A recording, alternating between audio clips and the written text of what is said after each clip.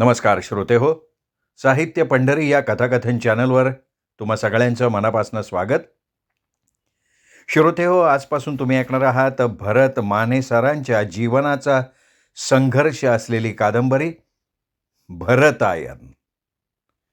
आज या जीवन संघर्षाचा पहिला भाग आपण ऐकणार आहोत.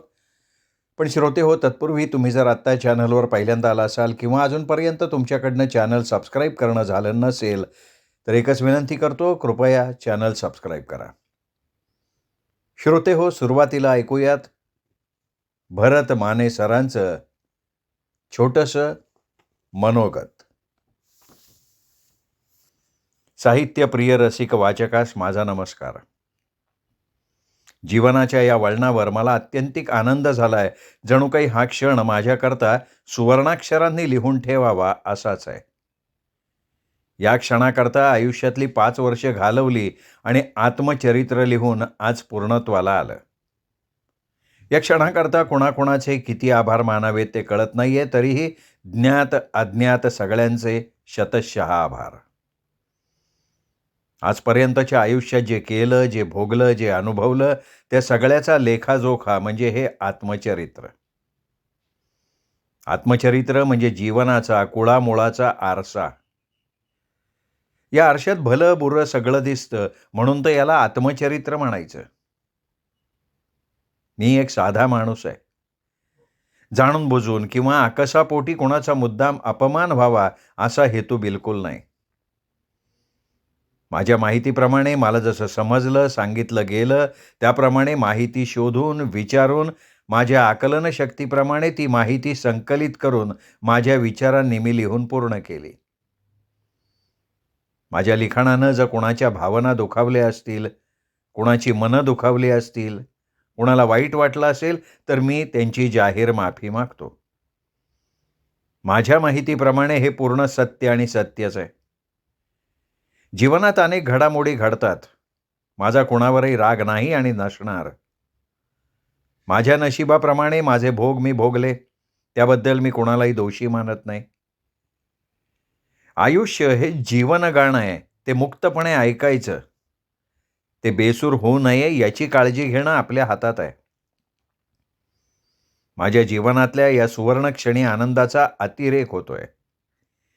या आनंदात तुम्हीही सहभागी व्हावं आणि वाचून आपल्या भावना माझ्यापर्यंत जरूर पोचवा. मी कोणी विशेष लेखक नाही, मी नवीन आहे. हे लिखाण करताना मला अनेकांचं मोलाचं सहकार्य लाभलंय. कुणा मोजक्या माणसांची, व्यक्तींची नावं घेऊन इतरांवर अन्याय होऊ नये म्हणून मी आपणा सगळ्यांचा शतशः आभारी आहे. आपला भरत माने. श्रोते हो, चला सुरू करूयात आता कादंबरी.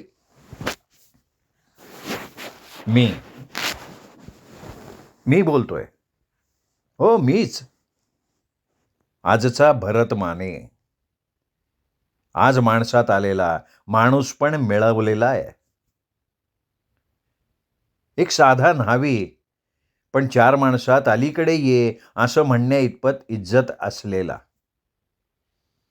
सर्वसाधारण जगात न्हाव्याला किंमतच किती असते.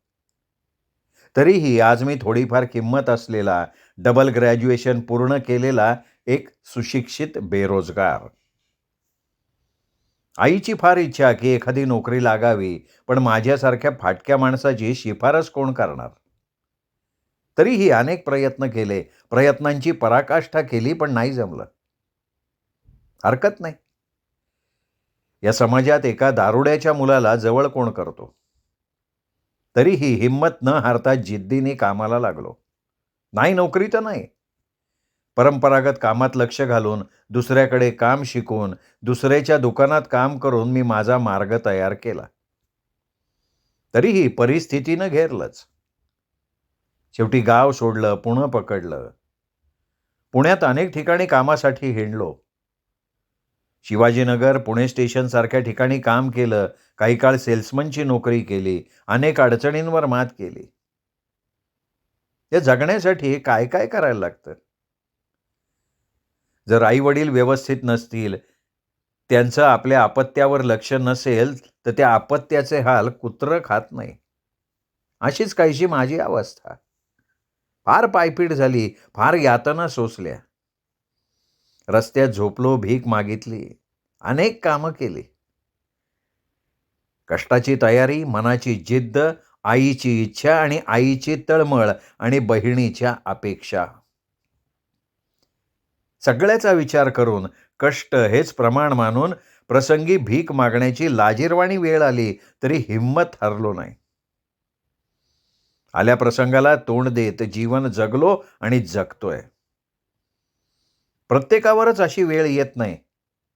तरीही अडचणीतूनच माणूस शहाणपणा शिकतो. दिवस येतात, दिवस जातात. दिवस कोणासाठी थांबत नाहीत. परंतु आठवणी विसरता म्हणता विसरत नाहीत. याच कडूगोड आठवणी माझ्या मनात दाटून आल्या. विचार करत असताना मला वाटलं, की आपण या आठवणी जतन करण्यापेक्षा कागदावर उतरवल्या तर?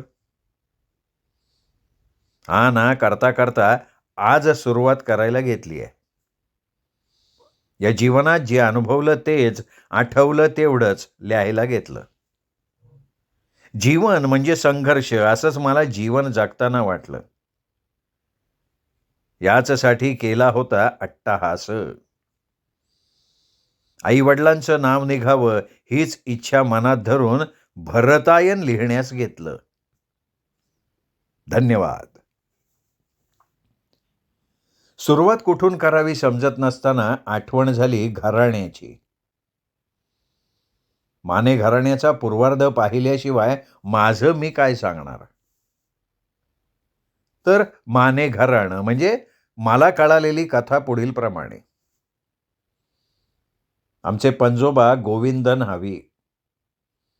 मूळ गाव कराड तालुक्यातल्या दिवशी घाटाच्या पायथ्याजवळचं म्होपरे. या म्होपरे गावात पणजोबा गोविंद आणि त्यांचा भाऊ असे दोघे जण. आमचं घराणं म्हणजे वारकरी पंथाचं. गळ्यात माळ, कपाळी गंध, मुखात विठ्ठल नाम. दिवसभर बलुतकी करावी. संध्याकाळी वीणा चिपळ्या घेऊन गावातल्या मंदिरात कीर्तन करावं. स्वतः करावं, इतरांना करायला लावावं, असे आमचे पणजोबा.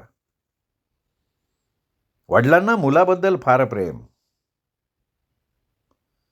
तर असे आमचं म्होपरे गावचं माने घराणं. वारकरी पंथाचं असल्यानं वर्षातल्या प्रत्येक एकादशीला गोविंद न्हावी पंढरपूरला विठ्ठलचरणी यायचे. फार वर्षापूर्वीचा काळ हो. त्यावेळेस पंढरपूर छोटंसं विठ्ठलवाडी होतं. गावाच्या चारी बाजूनी 4 वेस, तटबंदी. कारण गावाच्या चारी बाजूला जंगल. अशा या विठ्ठलवाडीत येता येता तिथला एक व्यापारी कुटुंब त्याच्याशी घरोब्याचे संबंध झाले आणि त्या कुटुंबातल्या मुख्य कारभाऱ्यानं गोविंद न्हाव्याला पंढरपूरला वस्ती करून राहण्याचा सल्ला दिला. परंतु मोपऱ्यातली शेतीवाडी थोडीफार होती, घर होतं. त्यामुळे आणि भावकीच्या विरोधामुळे त्यांनी तटस्थ भूमिका घेतली.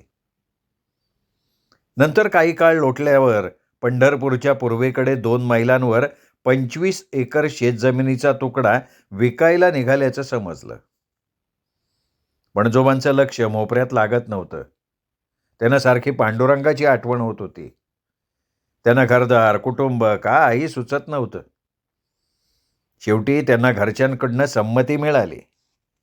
घरच्यांनी विचार केला असेल, मोपऱ्यात थोड्याशा जमिनीत दोघा भावांनी राबण्यापेक्षा एक मोपऱ्यात आणि दुसरा विठ्ठलवाडीत राहिला तर काय हरकत आहे? थोडी घरच्यांची मदत, थोडी व्यापारी कारभाराची मदत, असं करून पणजोबांनी ती जमीन घेतली आणि स्वतः विठ्ठलवाडीत स्थिर झाले.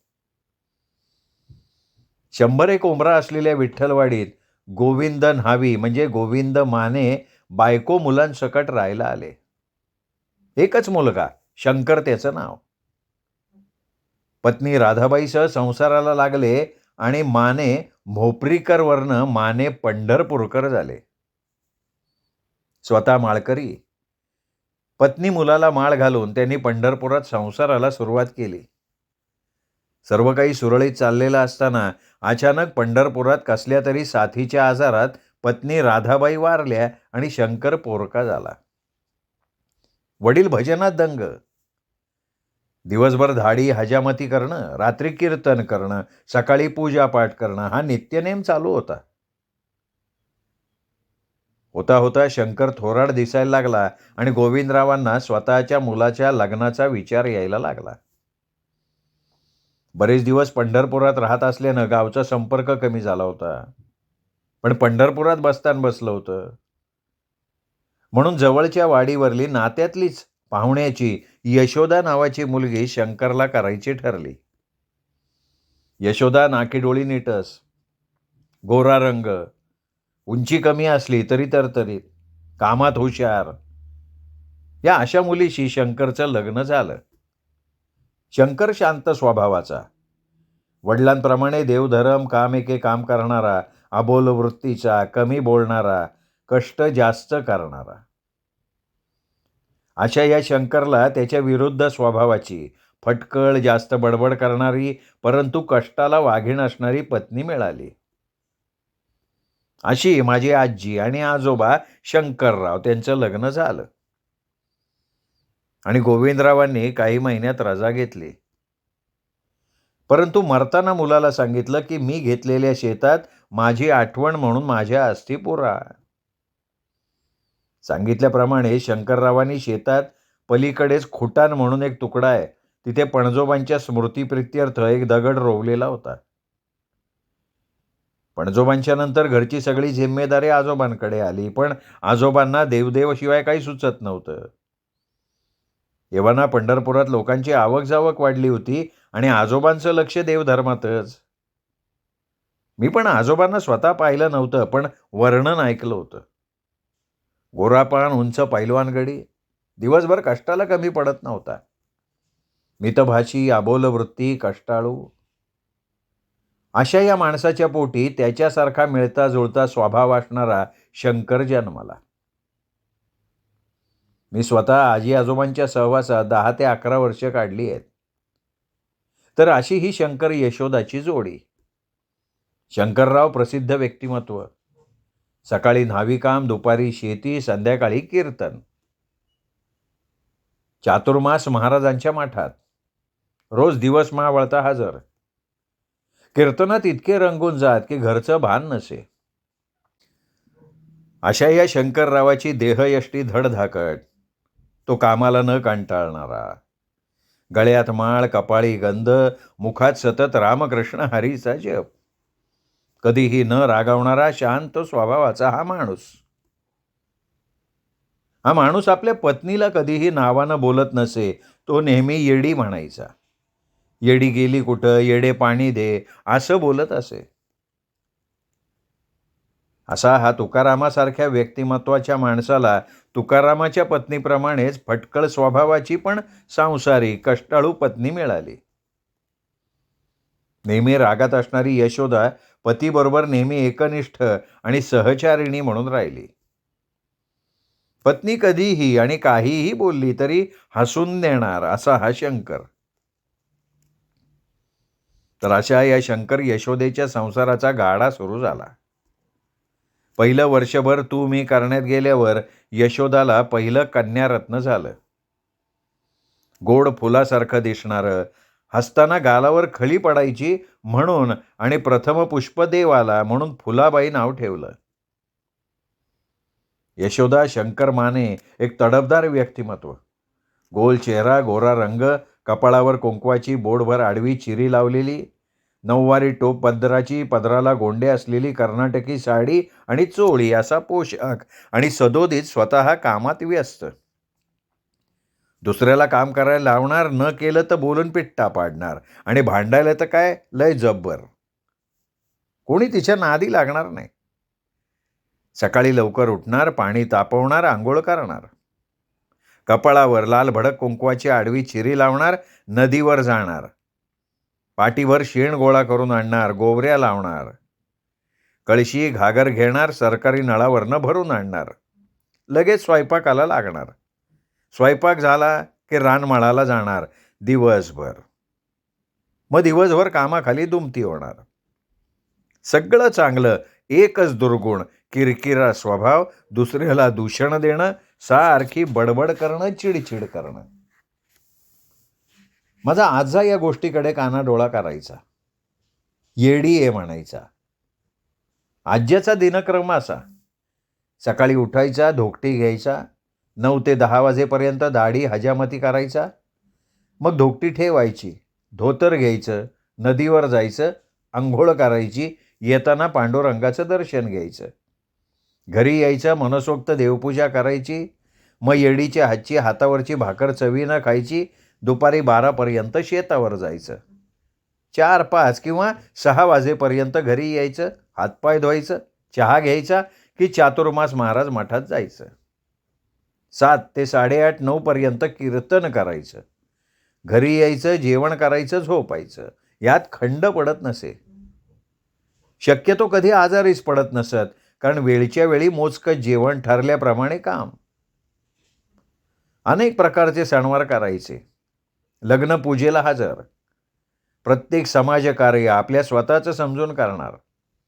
बायकोवर फार प्रेम, दिवसभर येडे येडे येडे करणार. आजी कितीही कठोर बोलली तरी दुर्लक्ष करणार. असे माझे आजी आजोबा. ते मरेपर्यंत माझ्या स्मरणात राहतील. माझ्यावर फार प्रेम करायचे. मला आठवतंय, मी त्यांना आय आणि बाप्पू म्हणायचो. आमच्या घराण्यातले पटका बांधणारे शेवटचे पुरुष. कीर्तन तर असं भारी करायचे, ऐकत राहायचो. कीर्तन दरबारी त्यांचा फार दबदबा. मला अनेक वेळा कीर्तनाला नेल्याचं आठवतंय. गळ्यात टाळ द्यायचे. मी लहान, मला वाजवायला जमायचं नाही, तरी तसाच वाजवायचो. असे माझे आजी आजोबा मला फार आवडत होते. तर त्यांना प्रथम अपत्य झालं, त्याचं नाव फुलाबाई. असंच दुसरं अपत्य म्हणजे आमचे पूजनीय चुलते नंदन माने. मग घरात आनंदी आनंद. तिसरं अपत्य वैजयंता, चौथं लाजवंता आणि 5वं शांताबाई. 5वी मुलगी. आमचे पिताश्री बळीराम माने 6वे, शेंडफळ जयवंता. तर अशी 4 मुली आणि 2 मुलं, असा गोकुळासारखा भरलेला संसार. दिवसभर काबाड कष्ट करून, कोंड्याचा मांडा करून आजी आजोबांनी संसार केला. मुलांना लहानाचं मोठं केलं. मुलामुलींची लग्न केली, त्यांना संसाराला लावलं. पहिली मुलगी म्हणजे माझी मोठी आत्या फुलाबाई, हिच्यासाठी पंढरपूरपासून जवळ 4 मैलावर गोरसाळे म्हणून गाव आहे. त्याजवळ होळे नावाची वाडी आहे. तिथला शंकर जाधव या तरुण आणि होतकरू बागायतदार शेतकरी मुलाशी तिचं लग्न लावून दिलं. फुलाबाईला 2 मुलं, थोरला भीमराव धाकटा अर्जुन, तर मुलगी चिंगीबाई. त्या त्यांच्या संसाराला लागल्या. तर दुसरी आत्या वैजयंता मोहोळमधल्या गोरेंच्या मुलाला दिली. तिला 2 मुली, रमल आणि कमल, 1 मुलगा बाळू. 3 अपत्य झाली. ती पण व्यवस्थित संसाराला लागली. तिसरी आत्या लाजवंता पंढरपुरातल्या जुन्या पेठेतल्या जाधव कुटुंबाला दिली. तिला फार जाच होता. सारखी माहेरी यायची, नांदायला तयारच नसायची. सासू सासरा नवरा तिला फार त्रास द्यायचे. नंतर तिला वेड लागल्यासारखं झालं. ती वेड्यासारखे हातवारे करायची, असं मला वडिलांनी सांगितल्याचं आठवतं. तिला करणी केली असं म्हटलं जायचं.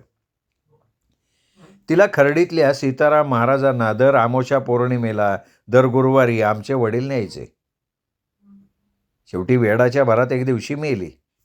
तिला काही मूलबाळ झालेलं नव्हतं. चौथी आत्या जयवंता. पंढरपुरातील बाबूराव खंडागळे याच्याशी विवाह झाला. तिला 4 मुलीच झाल्या. 5वी आत्या शांताबाई. तिच्या कडबेआळीतल्या सपताळ कुटुंबातल्या मुलाशी विवाह केला. तिला 2 मुलं, मोहन आणि संभाजी. 2 मुली, अलका, सुमा. अशा माझ्या 5 आत्या. त्यांना व्यवस्थित मार्गाला लावून आजी आजोबांना धन्य वाटायचं. त्यांना असं वाटायचं, पांडुरंगाच्या कृपेनं सगळं व्यवस्थित झालंय. असो. तर माझ्या आजीला 10 अपत्य झाली. त्यातली 3 लहानपणीच वारली, 1 लग्न होऊन वारली. तर असा हा शंकररावांच्या मुलींचा लग्न सोहळा. आता राहिली 2 मुलं, नंदन आणि बळीराम. नंदन शंकर माने हे माझे एकुलते एक चुलते. एकच चुलता मला. फार हुशार, अत्यंत हुशार, सगळ्याच बाबतीत फार चोखंदळ.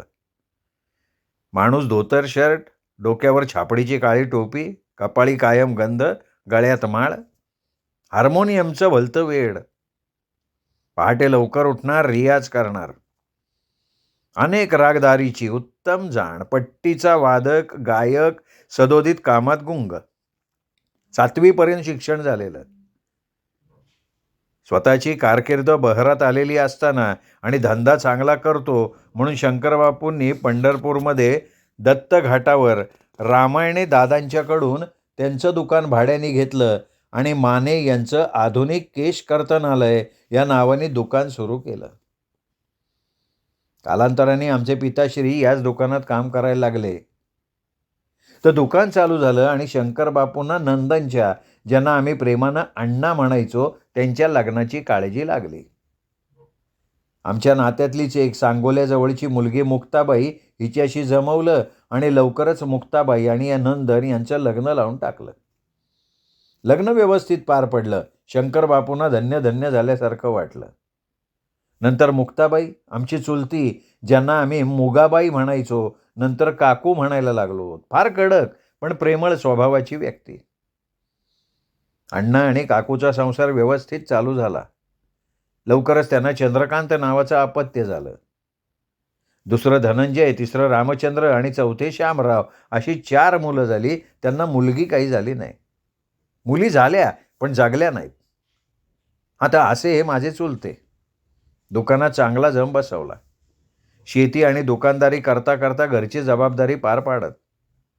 लहान भाऊ म्हणजे आमचे पिताजी बळीराम उन्हाडक्या करत, भांडणं करत, शाळा कमी, गोंधळ जास्त. पण वडील आणि भावाचं लक्ष कमी असल्यामुळे स्वभाव रागीट. मला जे हवं ते मिळालं पाहिजे असा हट्टी. पण घरात लहान, धाकटे म्हणून दुर्लक्ष झालं. घरी सासूसुनांचा कारभार त्यांचं चांगलं जमायचं. व्यवस्थित चाललं होतं. शेती पिकत होती, धंद्यात जम बसला होता. तरीही जयवंता, शंकरबापूची लहान कन्या अजून बिन लग्नाची, तिच्या लग्नाची चिंता होती. त्यामुळे बळीराम मोकळा सुटलेला. त्याच्या वागण्यावर निर्बंध नव्हता. आजी कडक स्वभावाची, पण काही चालत नसे. सगळ्यांना याची चिंता लागली होती की बळीरामचं कसं व्हायचं, त्याला मुलगी देणार कोण. उंडारत फिरणं, कामधंदा न करणं, भांडणं करणं, अनेक व्यसनं, टुकार मित्रमंडळ. त्या सगळ्यांनी होडी घेऊन नदीत फिरणं, नदीवर दादागिरी करणं, तालमीत जाणं असे त्याचे उद्योग. या गोंधळात जयवंत आत्याचं लग्न पंढरपुरातल्या संतपेठीतले रहिवासी बाबूराव खंडागळे या तरुणाशी ठरलं. लग्नही झालं. त्यामुळे शंकर बाप्पू आणि अण्णा निर्धास्त झाले. घर तर व्यवस्थित चाललेलं, पण कामाच्या व्यापात धाकट्या मुलावर बळीराम दादाकडे दुर्लक्ष झालं. तसं बघता लहानपणापासून शंकर बाप्पू आणि यशोदाचा नंदनवर फार जीव. थोरला मुलगा दिसायला देखणा, बोलायला शुद्ध, कामात वाघ, कारभारीपणा त्याच्याकडे. त्यामुळे बळीराम बनला चिडचिडा. रागीट, हट्टी, व्यसनी, सतत शिव्या तोंडात.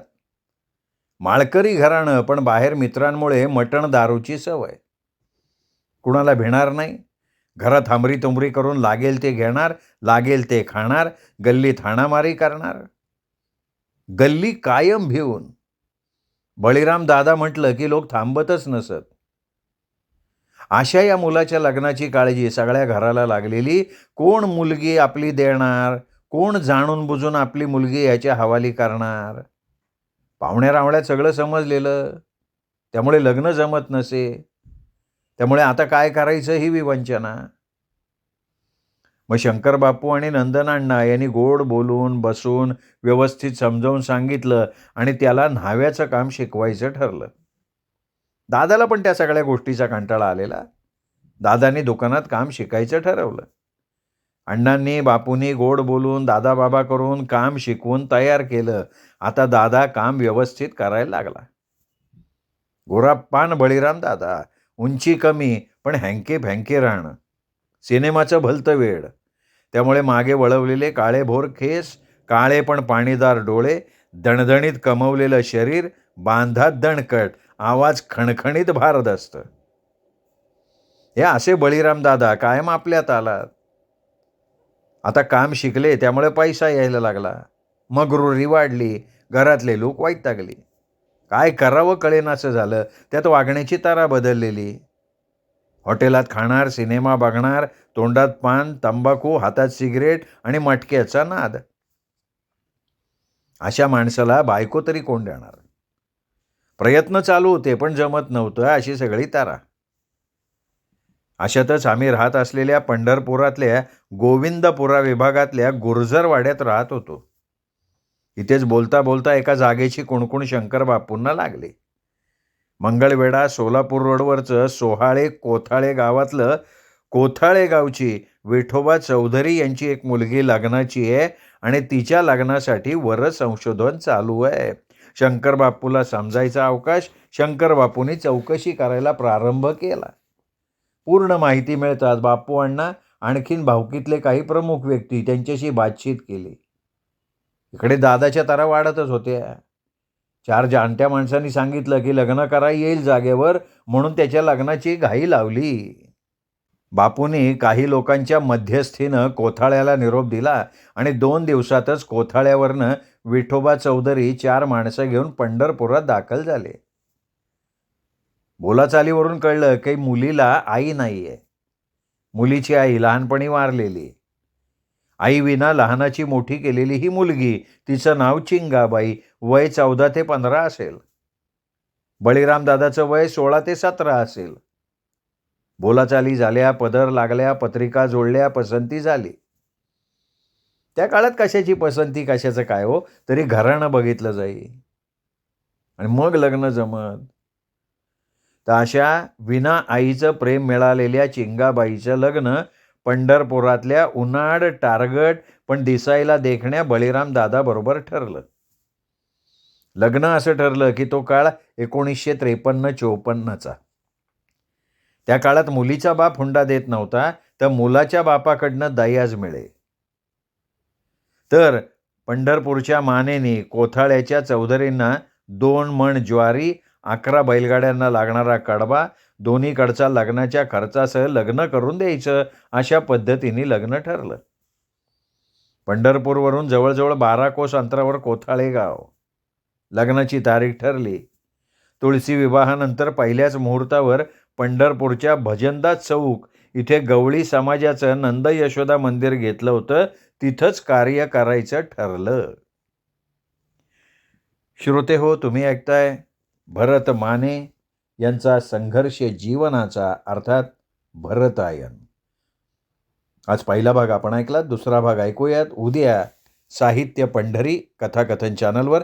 पण आजचा भाग कसा वाटला हे कमेंट करून जरूर कळवा. हा भाग लाईक करा. आपल्या कथाप्रेमी मित्रपरिवारात ज्यांना आत्मचरित्र ऐकण्याची आवड आहे अशा मित्रपरिवारात, नातेवाईकात हा भाग शेअर करा आणि त्यांनाही साहित्य पंढरी हे कथाकथन चॅनल सबस्क्राईब करायची माझ्या वतीनं विनंती करा. भेटूयात उद्या. नमस्कार.